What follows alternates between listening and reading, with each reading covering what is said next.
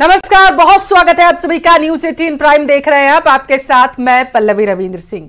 नमस्कार, मैं हूं आपके साथ हेमंत कुमार। और सबसे पहले आज शुरुआत करेंगे बांग्लादेश में तख्ता पलट की खबर के साथ। तो आखिरकार बांग्लादेश में तख्ता पलट हुआ तो हिंदुओं पर किस तरीके से संकट आ गया। 25 से ज्यादा जिलों में अटैक का दावा किया जा रहा है, लेकिन इसकी कई वजहें हैं। पहली बड़ी वजह तो यह कि सरकार के हटने के बाद बांग्लादेश में लॉ एंड ऑर्डर बुरी तरीके से फेल हो चुका। एक और बड़ी वजह यह कि बांग्लादेश में हिंदुओं को शेख हसीना का समर्थक जो है वो माना जा रहा। और यह भी कह सकते हैं कि बांग्लादेश जैसे मुस्लिम बहुल देश में हिंदू परिवार एक आसान टारगेट माने जाते हैं। और इसके अलावा मुख्य विपक्षी पार्टी बीएनपी जो शुरू से ही हिंदुओं के खिलाफ रही है, ये खास रिपोर्ट देखिए।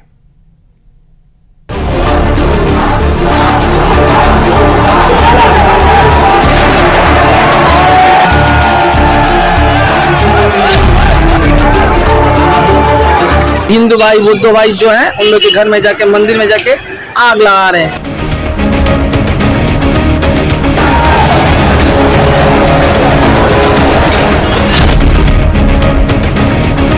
सरकार भाग गई, लेकिन उसके सब एमपी लोग, बहुत एमपी फिर नेता लोग भाग नहीं पाया।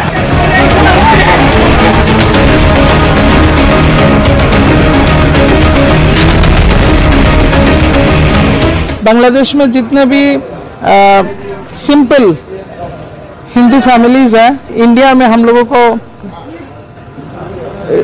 आश्रय दीजिए। ये एक ही दिन में हिंदुओं के लिए नर्क बन गए बांग्लादेश की तस्वीरें हैं। ये बांग्लादेश की वो अभागी संतानें हैं जिन्हें कट्टरपंथी ढूंढ ढूंढ कर मार रहे हैं।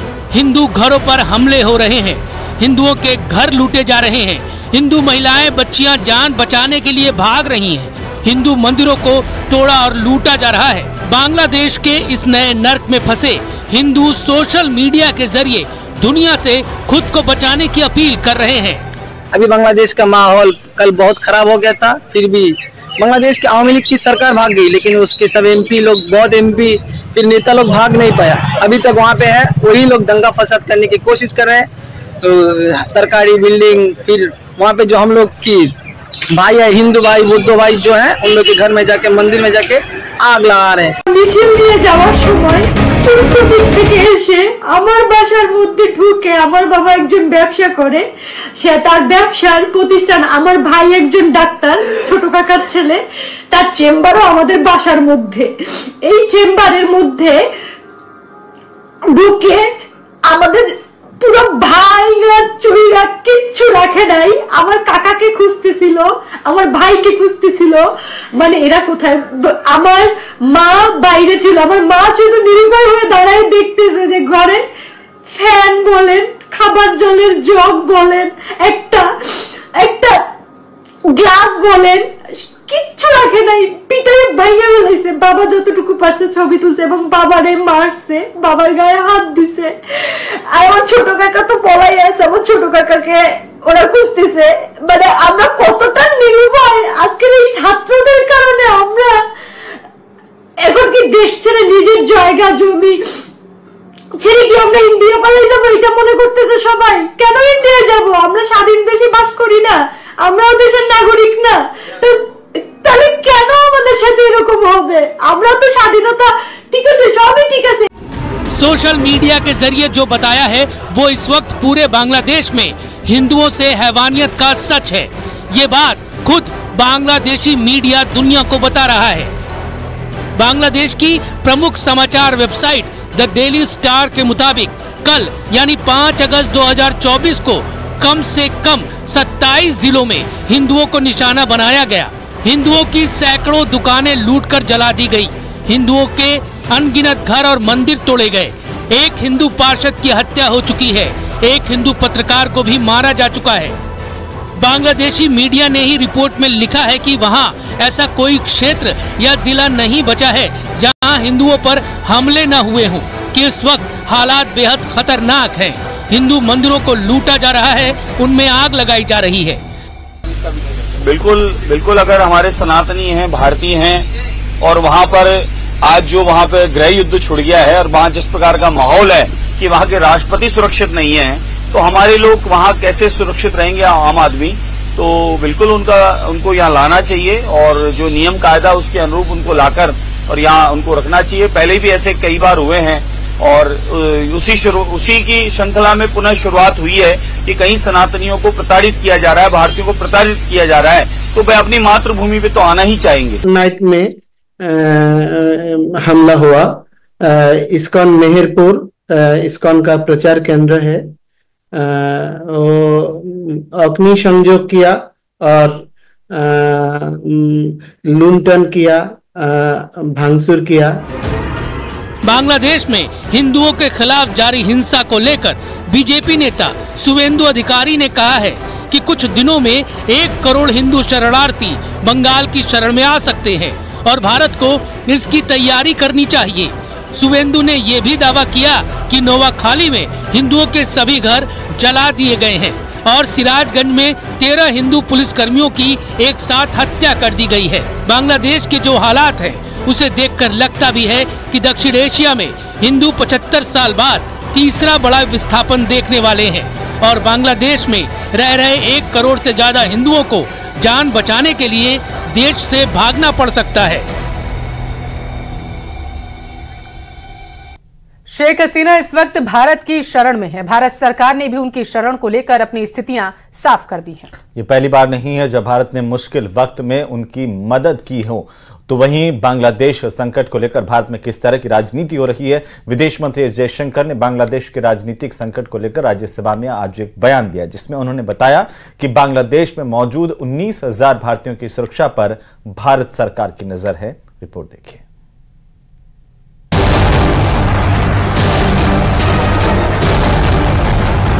दक्षिण एशिया में राजनीतिक स्थिरता को बहाल रखने के लिए भारत सरकार की तरफ से क्या कदम उठाए गए हैं? We are also monitoring the situation with regard to the status of minorities. ये लेसन है न सिर्फ बांग्लादेश के लिए बल्कि हर एक डिक्टेटर के लिए। बांग्लादेश में पैदा हुए राजनीतिक संकट पर विदेश मंत्री एस जयशंकर ने राज्यसभा में बयान दिया। इस दौरान उन्होंने 4 बड़ी बातें कही कि बांग्लादेश में 19,000 भारतीयों की सुरक्षा पर भारत सरकार की नजर है। भारत सरकार बांग्लादेश में अल्पसंख्यक समुदाय की सुरक्षा को लेकर चिंतित है। बांग्लादेश के मसले पर सदन से सहयोग की अपील है। इस्तीफे के बाद शेख हसीना ने भारत आने की इजाजत मांगी थी, जिसके बाद भारत सरकार ने उनके आने की व्यवस्था की। विदेश मंत्री ने राज्यसभा में बताया कि बांग्लादेश में आरक्षण आंदोलन का एकमात्र एजेंडा था कि शेख हसीना प्रधानमंत्री पद से इस्तीफा दें। इसके बाद देश भर में हिंसा फैल गई। पूरे देश में संपत्तियों को आग लगा दी गई। अल्पसंख्यकों के बिजनेस और उनकी संपत्तियों को नुकसान पहुंचाया गया। विदेश मंत्री ने सदन को बताया कि जुलाई में हजारों भारतीय छात्र देश लौट आए थे, लेकिन अभी भी हजारों छात्रों समेत कुल 19,000 भारतीयों की सुरक्षा पर सरकार की नजर है। We are in close and continuous touch with the Indian community in Bangladesh through our diplomatic missions. We are also monitoring the situation with regard to the status of minorities. Prime Minister Sheikh Hasina apparently made the decision to resign. At very short notice, she requested approval to come for the moment to India. We simultaneously received a request for flight clearance from Bangladesh authorities. She arrived yesterday evening in Delhi. Congress ने लोकसभा में भी बांग्लादेश का मुद्दा उठाया। कांग्रेस सांसद मनीष तिवारी ने सरकार से जानना चाहा कि बांग्लादेश में राजनीतिक अस्थिरता संभालने के लिए भारत सरकार ने क्या कदम उठाए हैं। मैं सरकार से ये जानना चाहता हूं कि पिछले कुछ वर्षों में दक्षिण एशिया में राजनीतिक स्थिरता को बहाल रखने के लिए भारत सरकार की तरफ से क्या कदम उठाए गए हैं। संसद के बाहर भी बांग्लादेश में हुए तख्तापलट पर खूब सियासत हुई। कांग्रेस ने इस मुद्दे पर सधी हुई राजनीति की तो शिवसेना यूबीटी ने इशारों में सरकार पर निशाना साधा, जबकि सत्ता पक्ष के नेताओं ने बांग्लादेश के हालात पर चिंता जाहिर की। ये जिस तरह से सब कुछ हुआ है, मुझे लगता है कि ये एक भारत के लिए सही नहीं है, तो हमें नई रणनीति के साथ काम करना पड़ेगा। वहाँ जो हमारे भारतीय हैं और भारतीय मूल के लोग हैं और जो वहाँ पे अल्पसंख्यक हैं, उन सबकी सुरक्षा का पूरा बंदोबस्त होना चाहिए। देश की हालत देखिए, ये इसलिए कि कि लोकतंत्र के नाम पर वहां तानाशाही चला रही थी। जो रिपोर्ट आ रहा है और ओवरऑल परिस्थिति बड़ा अलार्मिंग है, मुझे पक्का लगता है भारत सरकार की नजर होगी, लेकिन बहुत चिंता की विषय है। हमारा काफी बॉर्डर उनसे लगता हुआ है, तो हमें इसलिए सचेत रहने की आवश्यकता है। बांग्लादेश तो अपने हिसाब से जो मुस्लिम कंट्री होते हैं अपने हिसाब से जो भी डेवलपमेंट करेंगे, लेकिन हमें सचेत रहने की आवश्यकता है। बांग्लादेश के मुद्दे पर विपक्षी नेताओं के सुर एक जैसे नजर आए। नेशनल कॉन्फ्रेंस के नेता फारूक अब्दुल्ला और समाजवादी पार्टी के नेता वीरेंद्र सिंह ने संजय राउत के सुर में सुर मिलाया, तो आरजेडी नेता मनोज झा ने अपनी लच्छेदार भाषा में बांग्लादेश के सियासी संकट को बहुस्तरीय वास्तुकला का चरम दर्शन बताया। वहीं पप्पू यादव को बांग्लादेश के खराब हालत देखकर इंदिरा गांधी की याद आने लगी। ये लेसन है न सिर्फ बांग्लादेश के लिए बल्कि हर एक डिक्टेटर के लिए, हमारे भी डिक्टेटर के लिए यह है। डेमोक्रेसी के लिए जो एस्पिरेशन थे वो एड्रेस नहीं हुआ था। बीता चुनाव आप याद करिए, तो अगर इस पूरे आर्किटेक्चर को हम समझे, उसकी परिणति हुई है कि शेख हसीना को देश छोड़ना पड़ा। जिस देश में लोकतंत्र खत्म होता है और तानाशाही जब चरम सीमा पर आती है, तो उस देश में जनता कानून अपने हाथ में ले लेती है। ऐसे ही समय इंदिरा गांधी याद आ जाती है, जब भारत के रिश्तों के साथ उन्होंने कोई समझौता कभी भी ना अमेरिका से किया ना कहीं किया। आपको इंदिरा गांधी जी के निर्णय को के साथ कदम बढ़ाने पड़ेंगे। और बांग्लादेश स्वाभाविक दोस्त ही नहीं है, हमारा बिल्कुल सामाजिक, सांस्कृतिक, आर्थिक सभी तरह के दोस्त रहे। बांग्लादेश के हालात पर केंद्र सरकार ने संसद भवन में सर्वदलीय बैठक भी की। विदेश मंत्री एस जयशंकर ने सभी पार्टी के नेताओं को पड़ोसी देश में मौजूदा हालात की जानकारी दी। सूत्रों के मुताबिक बैठक में नेता प्रतिपक्ष राहुल गांधी ने सरकार से पूछा कि क्या बांग्लादेशी हिंसा के पीछे विदेशी ताकतों, खासकर पाकिस्तान का हाथ हो सकता है, जिसके जवाब में सरकार ने कहा कि पाकिस्तान के एक डिप्लोमेट सोशल मीडिया पर अपनी प्रोफाइल फोटो पर लगातार बांग्लादेश में हिंसा की तस्वीर लगा रहे थे, इसलिए इस एंगल की जाँच की जा रही है।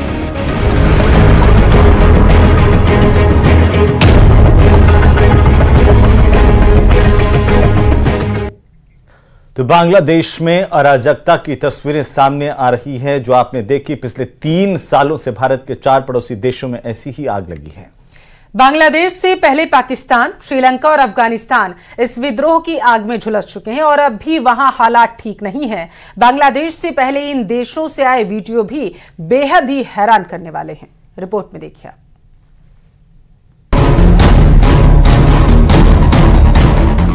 बांग्लादेश, पाकिस्तान, श्रीलंका, अफगानिस्तान पिछले कुछ सालों से भारत के पड़ोस में बवाल मचा हुआ है। भारत के पूर्वी छोर पर बांग्लादेश गृह युद्ध की आग में धधकता रहा और 5 अगस्त को जनता ने विद्रोह कर दिया। पीएम आवास में घुस गई जनता, पीएम आवास में मौजूद सामान को लेकर भाग रही है। ये है बांग्लादेश की पब्लिक। इसने शेख हसीना के घर की मुर्गी को भी नहीं छोड़ा। शेख हसीना का घर पूरी तरह लूट चुका है। जिसके हाथ जो लगा वो लूट कर फरार हो गया। बांग्लादेश की संसद में भी लोग पहुंच गए, वहां भी हंगामा होने लगा। हालात इतने खराब हो गए कि बांग्लादेश की पीएम को इस्तीफा देकर देश छोड़ना पड़ा। सेना ने मोर्चा संभाल लिया। ढाका की तस्वीरों ने पूरी दुनिया को सन्न कर दिया है। বাংলাদেশ আজকের এই সিচুয়েশন, এই হত্যাযজ্ঞ, এটা আপনাদের কারণে এবং আপনাদের ব্যর্থতার কারণে। এটা আপনারাই করতেছেন, আপনারা যদি সঠিক বিচারটা করতেন, শুরু থেকে যদি এটা মেনে নিতেন, তাহলে এত কিছু কোনোদিন হইতো না। এত অতিষ্ঠ, এত তিক্ততা, এত মানুষের দেয়ালে পিট। बांग्लादेश से लेकर श्रीलंका और पाकिस्तान से लेकर अफगानिस्तान, पिछले 3 सालों में इन चारों देशों में ऐसी घटनाएं हुई जिसमें उठापटक भी है और तख्ता पलट भी। पिछले 3 सालों में भारत के पड़ोसी इन 4 देशों का पूरा निजाम ऐसा बदला जिसकी तस्वीरों ने पूरी दुनिया को हैरान कर दिया। बांग्लादेश में जो 5 अगस्त 2024 को हुआ, वैसा ही कुछ पाकिस्तान में 9 मई 2023 को हुआ था। पाकिस्तान की जनता ने सेना के खिलाफ मोर्चा संभाल लिया था। पाकिस्तानी जनता जब सड़कों पर उतरी तो सेना के बम, गोले बारूद धरे के धरे रह गए। जनता ने पाकिस्तान के सबसे सुरक्षित जगह रावलपिंडी में पाकिस्तानी जनरल के दफ्तर को निशाने पर ले लिया। लाहौर में पाक आर्मी के 4th कोर कमांडर के घर को भी नहीं बख्शा। दंगाई बन चुकी आम जनता ने सरकारी और सैन्य एस्टेब्लिशमेंट पर आगजनी और हमले किए। हिंसा की 62 घटनाओं की पुष्टि हुई और इसके बाद कम से कम 40 इमारतें जला दी गईं। बर्बरता, लूटपाट और आगजनी की घटनाओं का नतीजा ये हुआ कि महज कुछ ही घंटों में शेख हसीना को देश छोड़कर भागना पड़ा। Getting what we deserve, what 16 crore or 18 crore people of this country deserves. Everyone is happy, everyone is cheerful, everyone is celebrating the Sarkar Patan. This has to be a historical day. 9 जुलाई 2022 श्रीलंका। आज से ठीक 2 साल पहले 9 जुलाई 2022 को श्रीलंका चल रहा था। वहां के राष्ट्रपति भवन से आई इन तस्वीरों ने सबको हिलाकर रख दिया था। लोगों ने श्रीलंका के राष्ट्रपति भवन में कब्जा कर लिया था। जिसकी जो मर्जी वो कर रहा था। कोई राष्ट्रपति के स्विमिंग पूल में नहा रहा था, कोई तोड़फोड़ मचा रहा था। हालात बद से बदतर हो गए थे। 2022 में श्रीलंकाई राजनीतिक संकट श्रीलंका में राष्ट्रपति गोटाबाया राजपक्षे और श्रीलंका के लोगों के बीच सत्ता संघर्ष की वजह से हुआ था। देश में आर्थिक संकट की वजह से जनता द्वारा किए गए सरकार विरोधी प्रदर्शनों ने इसे और हवा दी और हालत यहां तक पहुंच गई थी। बांग्लादेश इस वक्त भी पब्लिक नुमा बारूद के ढेर पर बैठा हुआ है। सत्ता का कंट्रोल सेना के हाथ में है, लेकिन पब्लिक अब भी गुस्से में डूबी हुई है। बांग्लादेश में जिस तरह पब्लिक ने शेख हसीना को भागने पर मजबूर कर दिया है, वैसे ही अफगानिस्तान में अमेरिकी सेना सिर पर पैर रखकर भागी थी। अफगानिस्तान के काबुल एयरपोर्ट की ये तस्वीरें 15 अगस्त 2021 को आई थी। अफगानिस्तान में जब तालिबान ने कब्जा किया था तो इन तस्वीरों को देखकर पूरी दुनिया सन्न थी। हालत ये हो गई थी कि 20 सालों से अफगानिस्तान में मोर्चा संभालने वाली अमेरिकी सेना को अपने जंग का साजो सामान भी छोड़ना पड़ा था। हेलीकॉप्टर्स को छोड़ना पड़ा था, आधुनिक हथियारों को छोड़ना पड़ा था। आखिरी वक्त में अमेरिकी फौज के लिए खुद की जान बचानी तक मुश्किल हो गई थी और इसी के साथ तालिबान ने अशरफ गनी की सरकार को सत्ता से हटाकर देश पर कब्जा कर लिया। अशरफ गनी को भी अफगानिस्तान छोड़कर भागना पड़ा। शेख हसीना 5 बार से बांग्लादेश के प्रधानमंत्री का पद संभाल रही थी। उनकी पार्टी के नेता और कार्यकर्ता अब तक उन्हें आयरन लेडी कहते आ रहे थे, लेकिन हालत देखी कि जब समय ने पलटी मारी तो आयरन लेडी को देश छोड़ने पर मजबूर होना पड़ा। देश के कई राज्यों में बारिश ने तबाही मचा रखी है। लगातार हो रही बारिश की वजह से नदियां उफान पर हैं। तो वहीं उत्तराखंड की अगर हम बात करें तो कई नदियां खतरे के निशान के आसपास बह रही हैं और महाराष्ट्र के नासिक में गोदावरी नदी में आए सैलाब की वजह से घाट और शहर पानी में डूब गए हैं। गुजरात के हालात बेहद ही खराब हैं। कई जिले पानी के आगोश में हैं। ये खास रिपोर्ट देखिए।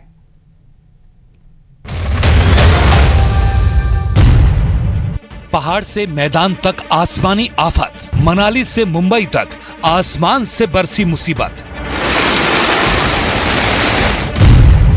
कहीं फटे बादल, कहीं पानी की मनमानी ने बढ़ाई परेशानी।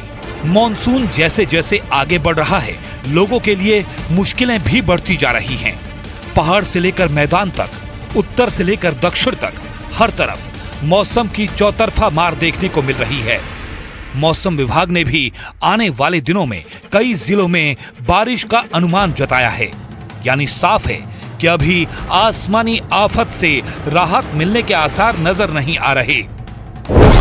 महाराष्ट्र में भी इन दिनों मुसीबत की बारिश हो रही है। लगातार हो रही बारिश से लोगों को उमस भरी गर्मी से राहत तो मिली, लेकिन लगातार हो रही बारिश की वजह से सड़कों पर पानी भर गया, जिससे भागती दौड़ती मुंबई की रफ्तार थम गई। सिर्फ मुंबई ही नहीं, पुणे में भी बादल जमकर बरसे, जिसके बाद पुणे के कई इलाकों में पानी भर गया। पुणे के सिंहगढ़ इलाके में इतनी बारिश हुई कि सड़कों पर घुटनों तक पानी भर गया। वहीं भारी बारिश के बाद पुणे के विट्ठल मंदिर के चारों तरफ पानी भर गया।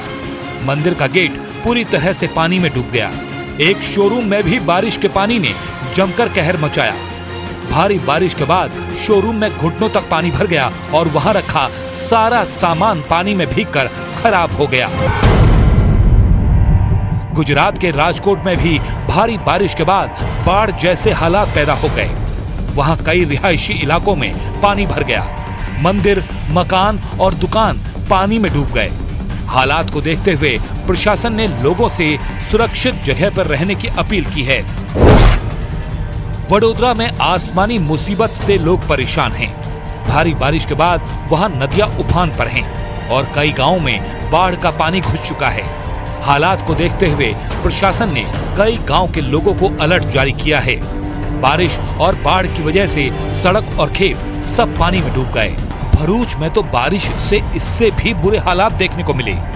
भीषण बारिश के बाद सूरत से अलंकेश्वर जाने वाला हाईवे पूरी तरह बाढ़ के पानी की चपेट में आ गया।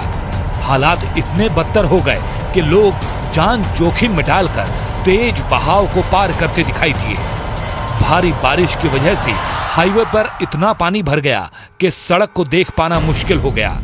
तस्वीरों को देखकर ऐसा लगा मानो गाड़ियां नदी के बीच चल रही हों। सूरत में भी जलभराव की स्थिति ने लोगों की मुश्किलें बढ़ा दी। बालेश्वर गांव में भी हर तरफ पानी जमा हो गया। सड़कें, घर और गलियां सब पानी में डूब गए। ऐसे ही हालात चिखली गांव में भी दिखाई दिए। पहाड़ों पर कुदरत की चौतरफा मार पड़ रही है। वहां बारिश, बाढ़ और लैंडस्लाइड के साथ साथ उफनती नदियां लोगों को डरा रही हैं। उत्तरकाशी में इन दिनों नदी नाले लोगों को डरा रहे हैं। हालात ये हैं कि लोगों को कहीं जाने के लिए इन नदियों को पार करना पड़ता है। बच्चे भी जान जोखिम में डालकर स्कूल जाने को मजबूर हैं, क्योंकि इसके अलावा उनके पास कोई दूसरा रास्ता नहीं है। ऐसे में थोड़ी भी लापरवाही इन लोगों पर भारी पड़ सकती है। हिमाचल प्रदेश के मनाली में आसमान से आई मुसीबत ने जमकर कहर बरपाया। वहां बादल फटने से बाढ़ आ गई, जिसके बाद उस इलाके में हर तरफ तबाही की तस्वीरें सामने आईं। अचानक आए सैलाब की वजह से कई रास्ते बह गए, तो कई घरों को भी नुकसान पहुंचा। फिलहाल पूरे देश में बारिश का दौर जारी है और जगह जगह से बारिश और बाढ़ की तस्वीरें सामने आ रही हैं। ऐसे में हम सबको खराब मौसम में सजग और सतर्क रहने की जरूरत है। और चलिए इसी के साथ ही न्यूज़ 18 प्राइम में फिलहाल के लिए इतना ही। आप देखते रहिए न्यूज़ 18 राजस्थान। नमस्कार।